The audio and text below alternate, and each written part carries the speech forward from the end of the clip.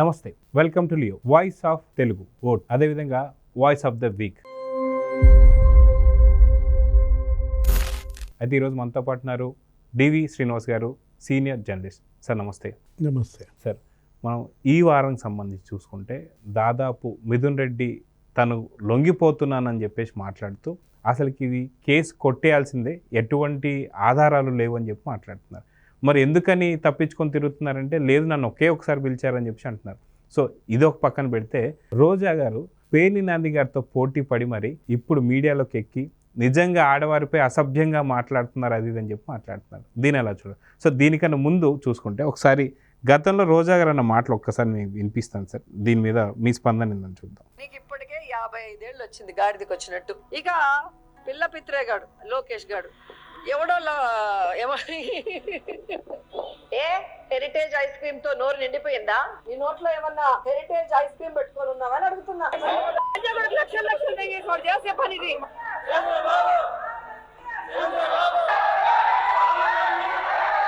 ఏం చేయగలరండి? నన్ను చంపగలరా? చేయగలరా? చేసే ధైర్యం లేదు. సో నిజంగా ఒక మహిళ అయి ఉండి ఇలాంటి మాటలు మాట్లాడొచ్చా?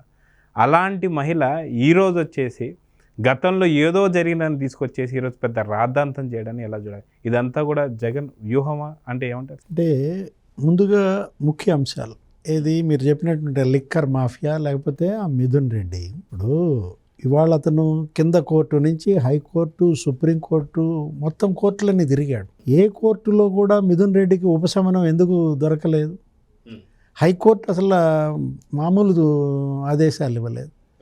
ప్రైమా ఫెస్సీ కాదు, అసలు ఇతని అకౌంట్లోకి డబ్బులు వచ్చినట్టుగా స్పష్టంగా తేలింది. ఇతను వెంటనే కస్టోడియల్ విచారణకి తీసుకోమని ఆదేశించింది. సుప్రీంకోర్టుకి వెళ్ళాడు దానిపైన. ఇప్పుడు సుప్రీంకోర్టు వెళ్తే సుప్రీంకోర్టు అసలు మరీ అన్యాయంగా లొంగిపోవడానికి కళ్ళబేరానికి వచ్చి వారం రోజులు గడువు అడిగాడు. అసలు వారం రోజులు గడువు కాదు, అసలు కొన్ని గంటలు కూడా ఇవాళ గడువు ఇవ్వడానికి సిద్ధంగా లేవు అని అన్నారంటే, అంటే ఇవాళ మిథున్ రెడ్డికి అటు ఆ చట్టాలని లేకపోతే ఇటు న్యాయాన్ని వీళ్ళ దగ్గర ఉన్నటువంటి డబ్బుతో కొనాలని చూసినా వాళ్ళ డబ్బుది పైచేయి కాలేదు. కోట్ల రూపాయలతో మీరు అడ్వకేట్లను పెట్టుకున్నారు, హైకోర్టులో వాదించారు, సుప్రీంకోర్టులో వాదించారు, తప్పించుకోవాలని చూశారు. అంటే మీ డబ్బుతో చట్టాన్ని కొనలేరు, మీ డబ్బుతో న్యాయాన్ని శాసించలేరు అంటూ ఇవాళ న్యాయం గెలిచింది. ఇవాళ చట్టాన్ని పైచేయి అయ్యిందనమాట. ఇప్పుడు ఈరోజు మరి చచ్చినట్టుగా ఇవాళ సిట్ విచారణకి హాజరయ్యాడు. అతని హావభావాలు, అతని ఇరిటేషన్, ఫ్రస్ట్రేషన్ మనం చూసాం. ఏది ఆ మీడియా మీద ఏ విధంగా మాట్లాడాడు, ఎలా అసలు కనీసం ఒక మాట మాట్లాడకుండా లోపలికి వెళ్ళిపోయాడు. ఇప్పుడు అట్నుంచి అంటే జైలుకి వెళ్తాడా? అరెస్ట్ చూపిస్తారా? ఈ రోజే అతని అరెస్ట్ అంటున్నారు.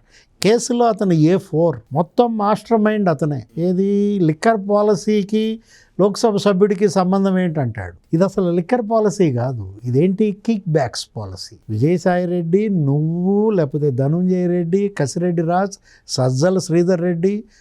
మొదటి సమావేశం ఆ రోజు హైదరాబాద్లో జర్నలిస్ట్ కాలనీలో విజయసాయి రెడ్డి ఇంటి దగ్గర నుంచి.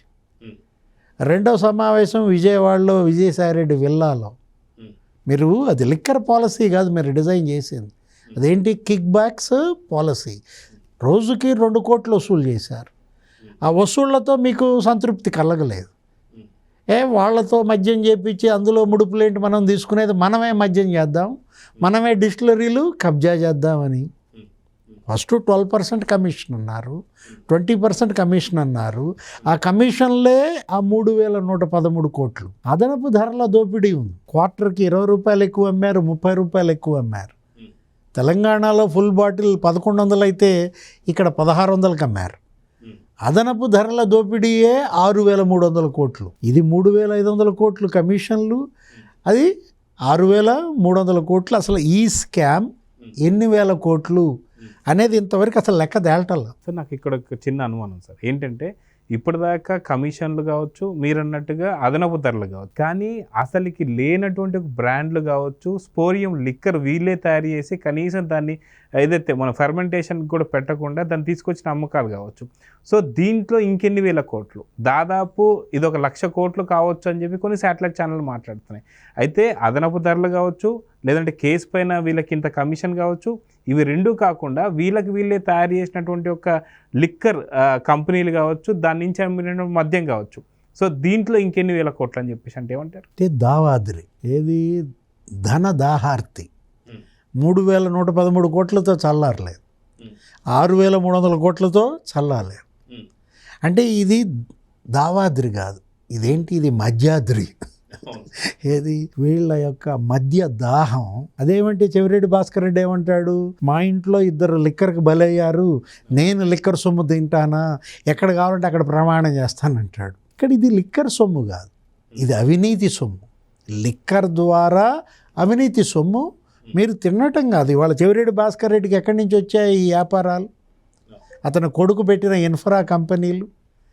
ఇప్పుడు సిఎంఆర్ ఇన్ఫ్రా, చెవిరెడ్డి, మున్రెడ్డి, రోసెమ్మ అంట. అంటే ఇవాళ నువ్వు కొలంబోలో వ్యాపారాలు చేసే స్థాయికి వచ్చావు, లేకపోతే దక్షిణాఫ్రికా, అక్కడ ఏంటి ఆఫ్రికా దేశాలకు ఎంత మనీ లాండరింగ్ చేశాడు Chevireddy Bhaskar Reddy? Tanzania.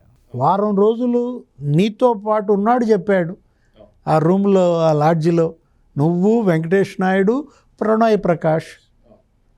టాంజానియాలో steel plant ఏంటి, లేకపోతే అక్కడ జింబాబ్వేలో ఫుడ్ ప్రాసెసింగ్ యూనిట్స్ ఏంటి, అసలు మీరన్నారు ఆ దుబాయ్లో డెన్, ఒక 10 మంది ఇంకా ఇప్పటికీ అక్కడే ఉన్నారన్నమాట. అంటే మిథున్ రెడ్డి ఇక్కడ వసూళ్లలో, లేకపోతే మనీ లాండరింగ్లో ఆ 7 అంచెలు, లేకపోతే ఈ మనీ రూటింగ్లో 5 అంచెలుగా, అంటే ఇతని నుంచి అంతిమ లబ్ధిదారికి అందాయి ముడుపులు. వీళ్ళందరూ పంచుకున్నది 10%. ఆ లాస్ట్ బెనిఫిషియరీ బిగ్ బాస్కి 90% ముట్ట చెప్పారు. ఇప్పుడు ఆ 3,500 కోట్లలో 2,970 కోట్లు అతనికి అందజేసినట్టు. వీళ్ళంతా పాత్రధారులే. ఇప్పుడు సూత్రధారి, మొదటి సూత్రధారిగా చెవిరెడ్డి భాస్కర్ రెడ్డి అరెస్ట్ అయ్యాడు. ఇప్పుడు కీలక సూత్రధారి ఏది బిగ్ బాస్ ముందు అంటే మిథున్ రెడ్డి ఇవాళ అరెస్ట్. గతంలో కూడా మిథున్ రెడ్డి అరెస్ట్ అని చెప్పి వార్తలు వచ్చాయి ఒక 2 నెలల క్రితం. ఆ రోజు వాళ్ళ ఫాదర్ పెద్దిరెడ్డి రామచంద్రారెడ్డి బాత్రూంలో జారిపడ్డాడు, చెయ్యి ఇరిగిందన్నారు. మరి వాళ్ళేంటి, స్ట్రోక్ వచ్చుదా, ఇవాళ బైపాస్ సర్జరీ చేయించుకోవాలా? అంటే పెద్దిరెడ్డి రామచంద్రారెడ్డి మరి 6-7 సార్లు శాసనసభ్యుడిగా, 9 సార్లు ఏమో పోటీ చేశాడు. అతను కూడా 78 నుంచి ఉన్నాడు రాజకీయాల్లో, మంత్రిగా పనిచేశాడు రాజశేఖర రెడ్డి హయాంలో. అసలు జగన్ హయాంలో ఇతనే డిఫాక్టో సీఎం, ఇతనే ఒక 5 మంత్రిత్వ శాఖలు, అటు పంచాయతీరాజ్ గ్రామీణాభివృద్ధి, ఇటు ఇంధన శాఖ, ఇటు మైనింగ్ శాఖ, అటవీ శాఖ, ముఖ్యమైనటువంటి శాఖలన్నీ పెట్టి 1000 కోట్లు దోపిడీ. అంటే మీరు రాజకీయంలోకి వచ్చింది దేనికి? ప్రజాసేవక, దోపిడీక అనేది ఇక్కడ కనపడుతున్న నేపథ్యంలో ఇప్పుడు 30,000 కోట్లు సంపాదించాడు పెద్దిరెడ్డి కుటుంబం. రామచంద్ర యాదవ్ అమిత్ షాను కలిసి చెప్పాడు, 11 పేజీల లేఖ రాశాడు. అతని పైన, ఇంటిపైన దాడి చేశారు, ఆయన పైన తప్పుడు కేసులు పెట్టారు, చంపాలని చూశారు. ఆ బీసీవై పార్టీ అధ్యక్షుడు. ఏమైపోయాయి ఆ 30,000 కోట్లు? ఎక్కడెక్కడ దాచిపెట్టారు? ఒక 4-5 రాష్ట్రాల్లో, 5 ప్రధాన నగరాల్లో 100 కోట్ల విలువైన భవంతులు, విల్లాలు. ఆంధ్రప్రదేశ్లోనే 4-5 జిల్లాల్లో 100 ఎకరాల భూములు, ఒక 136 ఆస్తులు అసలు చూపించలేదు అఫిడవిట్లో. చూపించిన ఆస్తులు కూడా మిథున్ రెడ్డి తల్లి పేరు మీద, ఇప్పుడు పెద్దిరెడ్డి స్వర్ణలత, లేదా మిథున్ రెడ్డి భార్య పేరు మీద పెద్దిరెడ్డి లక్ష్మీ దివ్యారెడ్డి. అంటే వీళ్ళు అవినీతికి పాల్పడటం, అక్రమ ఆస్తులు కూడబెట్టడం, పెళ్ళాళ్ళ పేరు మీద ఆస్తులు పెట్టడం. పేరుని నాని అదే కదా, మచిలీపట్నంలో ఆమె పేరు మీద గోడౌన్లు కట్టించి రేషన్ బియ్యం అమ్ముకోవడం, జయసుధ పేరుని జయసుధ. లేకపోతే భారతీ మేడం, జగన్మోహన్ రెడ్డి ఆస్తులు, అసలు నాకు అసలు రూపాయి లేదంటాడు, అసలు ఆ మీడియా నాది కాదంటాడు, సాక్షి ఛానల్. కనీసం ఫోన్ లేదు, ఫోన్లో నంబర్ కూడా లేదంట, కనీసం ఫోన్ కొనుక్కునే డబ్బులు కూడా లేవంటున్నాడు. అంటే ఇవాళ వీళ్ళని ఇంత జరిగినా కనీసపు సానుభూతి రావటం లేదంటే కారణం అదే అనమాట. ఇప్పుడు మిథున్ రెడ్డి ఈరోజు ఆ పిఎల్ఆర్ ప్రాజెక్ట్స్ దాంట్లోకి మరి 8 కోట్ల డబ్బు స్పష్టంగా వెళ్ళిందని కనపడుతోంది ఆ డికార్ట్ లాజిస్టిక్స్ నుంచి. డికార్ట్ లాజిస్టిక్స్ ఎవరు? ఆ ఈశ్వర్ కిరణ్ కుమార్ రెడ్డి, దుబాయ్ డెన్. అతను అక్కడ అసలు ఒక పెద్ద వ్యాపారాలు, రియల్ ఎస్టేట్ బిజినెస్లు. ఇప్పుడు కసిరెడ్డి రాజు అసలు ఈవీ కార్ ఇండస్ట్రీ పెడదాం అనుకున్నాడు, సినిమాల్లో 1000 కోట్లు పెట్టారు. బంగారం 5-6 వేల కోట్ల బంగారం కొన్నారు. అంటే ఇప్పుడు మ్యాన్షన్ హౌస్ అనే ఒక బ్రాండే 196 కోట్ల బంగారం ఇచ్చిందట ముడుపుల రూపంలో. పద్మావతి జ్యువెలరీస్ దగ్గర 105 కోట్లు బంగారం కొన్నారని, తాయిల్ జ్యువెలరీస్ దగ్గర 56 కోట్ల బంగారం కొన్నారని రసీదులు కనపడుతున్నాయి.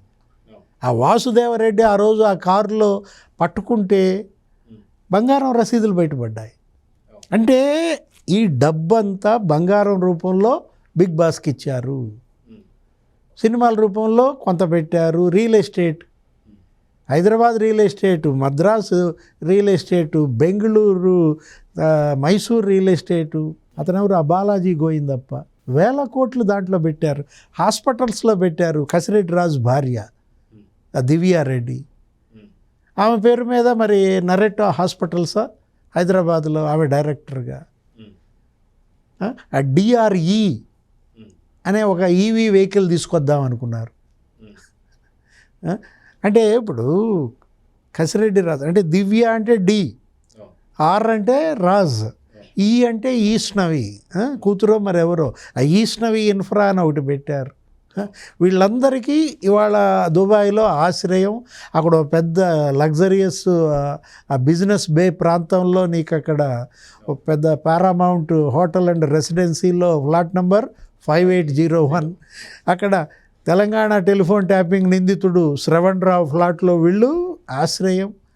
ఇక్కడ ఏంటి మిథున్ రెడ్డి, పెద్దిరెడ్డి రామచంద్రారెడ్డి 30,000 కోట్ల ఆస్తులంటే ఈ సంపద అంతా జనాంది. అంటే నువ్వు మంత్రిత్వ శాఖగా నువ్వు అటవీ శాఖ ఉంటే 105 ఎకరాలు కబ్జా చేస్తావా? మంగళంపేట అడవులు, ఆ పెద్దిరెడ్డి స్వర్ణలత పేరు మీద 236 ఎకరాలు ఉందంట. అంటే వీళ్ళకి అసలు ఇక ల్యాండ్ సీలింగ్ ఉండదా? ఆ రేణిగుంట విమానాశ్రయం పక్కన మరి 22 ఎకరాలు అసైన్డ్ భూమి కబ్జా చేశారని, పట్టాభూమి 7 ఎకరాలు ఉంటే 22 ఎకరాలు ఆ ఏర్పేడు ఆ పారిశ్రామిక వాడ ప్రాంతంలో, బెంగళూరులో లేకపోతే చెన్నైలో హైదరాబాద్లో ఎక్కడి నుంచి వచ్చాయి? ఇవాళ A4 మిథున్ రెడ్డి. ఇతని నుంచి బిగ్ బాస్కి ముడుపులు అందిన నేపథ్యంలో ఇప్పుడు రేపొద్దున డిప్యూటీ సీఎం నారాయణ స్వామిని పిలిచారు, ఎక్సైజ్ శాఖ మంత్రి. అప్పుడు ఏది రేపు సోమవారం అతను రమ్మన్నారు, 21వ తారీఖు విచారణ. మరి అతన్ని అరెస్ట్ చేస్తారా? అంటే ముఖ్యమంత్రి మరి ఎక్సైజ్ శాఖ మంత్రి ఇందులో ప్రధాన సూత్రధారులుగా మనం తీసుకున్నట్లయితే ఇప్పుడు నారాయణ స్వామి అప్రూవర్గా మారతాడా? ఎందుకంటే అతను ఒక డమ్మీ. అతను నుంచోమంటే నుంచోవటం, కూర్చోమంటే కూర్చోవటం. పెద్దిరెడ్డి రామచంద్రారెడ్డి, జగన్మోహన్ రెడ్డి. ఆ రోజు నారాయణ స్వామి చంద్రబాబు పైన అవాకులు చవాకులు, పచ్చి బూతులు ఎక్కడ? అసెంబ్లీలో. అరే చంద్రబాబును ఉద్దేశించి అసెంబ్లీలో బూతులు తిట్టాడంటే అంటే జగన్ కళ్ళల్లో ఆనందం చూడటం కోసం వీళ్ళు ఎంత బరిదెగిచ్చారంటే ఇప్పుడు నారాయణ స్వామి జైలుకి వెళ్తాడా? అప్రూవర్గా మారతాడా? జగన్మోహన్ రెడ్డి ఈ కేసులో నుంచి తప్పించుకోవటం ఇంకా అతని తరం కాదు. ఇవాళ అతను జైలుకి వెళ్ళడం ఖాయం. ఎప్పుడు జగన్ జైలుకి? పెళ్లి రోజా? ఎందుకంటే చంద్రబాబుని పెళ్లి రోజు జైల్లో పెట్టారు, రఘురామకృష్ణరాజుని పుట్టినరోజు అరెస్ట్ చేశారు. కర్మ బూమ్రాంగ్సా? ఇప్పుడు ఇవాళ రేపు ఆయన పెళ్లి రోజు ఎప్పుడు? ఆగస్టు 28వ ఎప్పుడో ఉంది. జైల్లోనే చేసుకుంటాడా జగన్మోహన్ రెడ్డి? లేకపోతే పుట్టినరోజుకి జైలుకి వెళ్తాడా? పుట్టినరోజు ఇంకా దూరం ఉంది, ఇప్పుడు డిసెంబర్ 21 అనుకుంటా. అంటే అంతిమ లబ్ధిదారు పేరు చెబితే అంతిమ గడియలే కాదు. అంతిమ లబ్ధిదారు పేరు చెప్పినంత మాత్రాన అంతిమ గడియలు రావు. ఇవాళ అవినీతికి అంతిమ గడియలు రావాలి. ఇవాళ ఈ సంపద మొత్తం ఎవరైతే బాధితులు ఉన్నారో వాళ్ళకి, వాళ్ళ సంక్షేమానికి ఉపయోగించాలి. 30,000 మంది చనిపోయారు. ఒక 52% మంది లివర్ దెబ్బతింది, 54% మంది కిడ్నీస్ దెబ్బతిన్నాయి. లక్షల మంది అన్నమాట. ఏది? అటు కాలేయం దెబ్బతిన్నవారు, ఇటు కిడ్నీస్ దెబ్బతిన్నవాళ్ళు. వీళ్ళు అమ్మింది మద్యం కాదు, కాలకూట విషం. మద్యం ముసుగులో విషం అమ్మారు, చంపేశారు. అంటే ఇది ఒక సామూహిక హత్యాకాండ. ఇది కేవలం అవినీతి కోణంలో, ఆర్థిక కోణంలో చూడకూడదన్నమాట. ఇది మానవీయ కోణంలో చూడాలి. ఇవాళ ఢిల్లీ లిక్కర్ స్కామ్ మనం చూసాం, నిన్న ఛత్తీస్గఢ్ లిక్కర్ స్కామ్ మనం చూసాం. అక్కడ ముఖ్యమంత్రులు అరెస్ట్ అయ్యారు, ఇక్కడ ముఖ్యమంత్రి కొడుకు అరెస్ట్ అయ్యాడు. ఇవాళ ఏపీ లిక్కర్ స్కామ్ వాటికన్నా 100 రెట్లు పెద్ద స్కామ్ అన్నమాట. ఇక్కడ ఎన్ఫోర్స్మెంట్ డైరెక్టరేట్ ఇప్పటికైనా స్పీడ్ చేయాలి దీన్ని. దీనిలో ఉన్నటువంటి ఈ అక్రమ ఆస్తులన్నీ కూడా జప్తు చేయాలి. ఇప్పుడు 31 కోట్లే జప్తు చేశారు. 31 కోట్లు కాదు, 31,000 కోట్ల ఆస్తులు జప్తు చేయాలన్నమాట. మనం చూసాం, మీరు ఇందాక అన్నారు ఆ రోజా కన్నీళ్లు పెడుతుందని. అంటే వీళ్ళు కన్నీళ్లు పెట్టినా వీళ్ళకి ఎందుకని సానుభూతి రావటం లేదంటే కారణం అదే అన్నమాట. అంటే ఏంటి, అన్ని పాపాలు చేశారు, అన్ని నేరాలు ఘోరాలకి పాల్పడ్డారు. మీరు వినిపించారు ఇందాక రోజా మాట్లాడిన వీడియో, పిల్లి బిత్రే గాడా, నువ్వే బిత్రే, లేకపోతే ఏంటి పవన్ కళ్యాణ్ని ఉద్దేశించి మాట్లాడిన మాటలు, చంద్రబాబును ఉద్దేశించి మాట్లాడిన మాటలు. ఏమంటోంది ఆమె, రేపు చేస్తారా చేసుకోండి అంటోంది. అంటే బరి తెగింపుకి పరాకాష్ట, అదొక రొచ్చుగుంట. ఏంటి వాళ్ళ బురదగుంట మీద గడ్డేస్తే ఏమవుతుంది, మన ముఖానే చిందుద్ది అనమాట. గాలి భానుప్రకాష్ కూడా ఆ విధమైన మాటలు మాట్లాడకూడదు. ఎందుకంటే భాను ఇవాళ ఒక ఎమ్మెల్యే, శాసనసభ్యుడిగా ఉన్నాడు. దానిపైన కూడా ముఖ్యమంత్రి చంద్రబాబు మరి లోకేష్ కూడా సీరియస్ అయ్యారంటున్నారు. ఇవాళ నీ కుటుంబం ఎలాంటి కుటుంబం, ముద్దు కృష్ణనాయుడు కొడుగ్గా మరి రాజకీయ కుటుంబం మీది. ఆ ప్రాంతంలో మీ నాన్న ఎన్ని మాట గెలిచాడు, ఎన్టీఆర్ క్యాబినెట్లో పనిచేశారు మంత్రిగా. అంటే మంత్రిగా సుదీర్ఘకాలం శాసనసభ్యుడిగా ముద్దుకృష్ణనాయుడు అటు రాజశేఖర రెడ్డితో పనిచేశాడు, చంద్రబాబుతో పనిచేశాడు, ఎన్టీఆర్తో పనిచేశాడు. అలాంటి కుటుంబం నుంచి వచ్చినటువంటి నువ్వు బురదగుంట మీద రాయేస్తావా? అంటే అతనికి కూడా బాధేసి అని ఉండొచ్చు. ఆ రోజు ఏమందో ఆమె చాలా మాటలు మాట్లాడింది భాను ఉద్దేశించి. అసలు గాలిలో గెలిచారు, గాలి నా కొడుకులు అంటదా? దానిపైన అసలు శాసనసభ కార్యదర్శి కేసు పెట్టాలి. ఎమ్మెల్యేలని గాల్లో గెలిచారు, గాలి నా కొడుకులు అన్నదంటే అది ఎమ్మెల్యేలకు అవమానం కాదు, శాసనసభకి అవమానం. పేర్ని నాని మొన్న అయ్యన్న పాత్రుని ఉద్దేశించి ఏమన్నాడు, 80 ఏళ్ళు వచ్చా ఇంకెంతకాలం బతుకుతావు అన్నాడంటే, చంద్రబాబుని ఉద్దేశించి ఏమన్నాడు, నువ్వు జావ్వా అన్నాడంటే, అంటే వీళ్ళ మీద ఇవాళ శాసనసభ సుమోటోగా కేసులు పెట్టడం కాదు, నోటీసులు ఇవ్వాలి. అయ్యన్న పాత్రుడు ఎవరైనా సభాపతి, ఆయన ఒక మాట అంటే అది సభకి అవమానం కాదు, అగౌరవం కాదు, మొత్తం రాష్ట్రానికే అది తలవంపులు, కళంకం. సభానాయకుడు ఆయన, ముఖ్యమంత్రి కాదు చంద్రబాబుని ఈ విధంగా మాట్లాడారంటే శాసనసభ స్పందించాలి. సభానాయకుడికి కలిగిన అగౌరవం, అవమానం అది శాసనసభకే అవమానంగా భావించాలి. రోజా, పేర్ని నాని ఇలాంటి అవాకులు చవాకులు పేలిన వాళ్ళందరికీ నోటీసులు ఇవ్వాలి, వాళ్ళని కఠినంగా శిక్షించాలన్నమాట. కానీ ఇదే ఆర్కే రోజా గారు గతంలో నిన్నగాక మొన్న జరిగినటువంటి ఒక ప్రసన్న కుమార్ రెడ్డి గారు మాట్లాడినటువంటి ఒక మాటలు మనం చూసాం ప్రశాంత్ రెడ్డి గారి మీద. సో ఒక మహిళా ఎమ్మెల్యేపై ఇలాంటి వ్యాఖ్యలు కరెక్టా అని చెప్పేసి కోర్టు కూడా చెప్పింది సార్. సో దానిపైన స్పందించలేదు. గతంలో చూసుకుంటే అమరావతి మహిళల్ని ఎలాగ వాళ్ళ సొంత ఛానల్ సాక్షిలో ఏ మాటలు అనిపించారో కూడా విన్నాం. కానీ ఆ రోజు ఆర్కే రోజా గారు స్పందించలేదు. సో ఇలాగా వాళ్ళని మాత్రం అన్నప్పుడు వాళ్ళు స్పందించడాన్ని ఎలా చూడాలంటారు? నిన్న మాట్లాడుతూ గౌరవప్రదమైన కుటుంబం నుంచి వచ్చానంటాం. ఇప్పుడు భాను ఏమన్నాడు, నువ్వు అతన్ని ఏమన్నావు, కార్పొరేటర్కి ఎక్కువ ఎమ్మెల్యేకి తక్కువ అన్నావు. అతను ఖాళీ నిన్నేమన్నాడు, వ్యాంపుకి ఎక్కువ హీరోయిన్కి తక్కువ అన్నాడు. అంటే ఇక్కడ సాక్షి మీడియా లేకపోతే ఛానల్ లేకపోతే వైఎస్ఆర్ కాంగ్రెస్ పార్టీ నాయకులు వాళ్ళ యొక్క ఆ సోషల్ మీడియా అసలు రోజా కన్నీళ్ళని చిలవలు పలవలుగా చూపిస్తున్నారు, సానుభూతి కోసం ప్రయత్నిస్తున్నారు. ఆ రోజు ప్రశాంతి మేడం కన్నీళ్ళు ఇలా కనపడలేదా? ఆ రోజు ప్రసన్న కుమార్ రెడ్డి ఎన్ని రోజులైంది, 4 రోజుల క్రితం ప్రసన్న కుమార్ రెడ్డిని సమర్థిస్తారు. ఇవాళ భానుప్రకాష్ని ఎలా విమర్శిస్తారు? బోరుబా అన్నాడు అతను. ఎవరు? ప్రసన్న కుమార్ రెడ్డి. హైకోర్టు సీరియస్ అయింది. మీరు చెప్పినట్టుగా ఒక గౌరవ శాసనసభ్యురాలు, ఒక మహిళా శాసనసభ్యురాలు, నువ్వు మాజీ శాసనసభ్యుడై ఉండి ఆ విధమైన తప్పుడు మాటలు మాట్లాడతావా అని హైకోర్టే అభిశంసించిందంటే అంతకన్నా ఇంకా తలవంపులు ఏం కావాలి? ఆ ఆదేశాలు ఇచ్చిన తర్వాత, ఆ కామెంట్స్ చేసిన తర్వాత అన్నా ప్రసన్న క్షమాపణలు చెబుతాడు అనుకున్నా. అబ్బే అట్లాంటివి వస్తాయా వాళ్ళ నోటి అమ్మట? అబ్బో 6 సార్లు ఎమ్మెల్యేగా గెలిచినాడు, ఈ విధంగా అతని ఇల్లు మీద పడి రౌడీయిజం చేస్తారా, ధ్వంసం చేస్తారా అని జగన్మోహన్ రెడ్డి ప్రెస్ మీట్లో అబ్బో మామూలు మాటలు మాట్లాడలా. దానిపైన జేసీ ప్రభాకర్ రెడ్డి ఫైర్ అయ్యాడు. ఏమని? ప్రసన్న 6 సార్లు శాసనసభ్యుడు, ఆయన ఇంటి మీద దాడిని ఖండిస్తూ నువ్వు ప్రెస్ మీట్ పెట్టావు జగన్. ప్రసన్న అక్క నల్లపురెడ్డి శ్రీనివాసరెడ్డి కూతురు, నా భార్య, 12 కేసులు పెట్టించావు నువ్వు. అప్పుడు నీకు గుర్తు లేదా శ్రీనివాసరెడ్డి కూతురు ప్రసన్న అక్క మీద ఇన్ని కేసులు పెట్టిస్తున్నానని? కేతిరెడ్డి పెద్దారెడ్డి నా ఇంటి మీదకి వచ్చి పడ్డాడు, వందల మందితో విధ్వంసం చేశాడు ఇంట్లో. మరి శ్రీనివాసరెడ్డి కూతురు ఉంది, నా తల్లి ముసలి మరి 90 ఏళ్ళు 100 ఏళ్ళు ఆమె ఉన్నారు. భయోత్పాతం సృష్టించడం కాదు, పెద్దారెడ్డి కేతిరెడ్డి వచ్చి అతని పడక కుర్చీలో కూర్చున్నాడు. ఆ రోజు ఖండించావా? ఈరోజు వీళ్ళకి సానుభూతి ఎందుకు వస్తుంది? ఏసీ ప్రభాకర్ రెడ్డి మీద 90 కేసులు పెట్టించాడు. ఇవాళ వీళ్ళు పెద్దారెడ్డి ఇప్పుడు ఇంట్లో నుంచి బయటికి రానిట్లు లేదంట, ఆయన హౌస్ అరెస్ట్ చేశారంట, ఆయన తాడిపత్రి వెళ్ళనీట్లు లేదంట.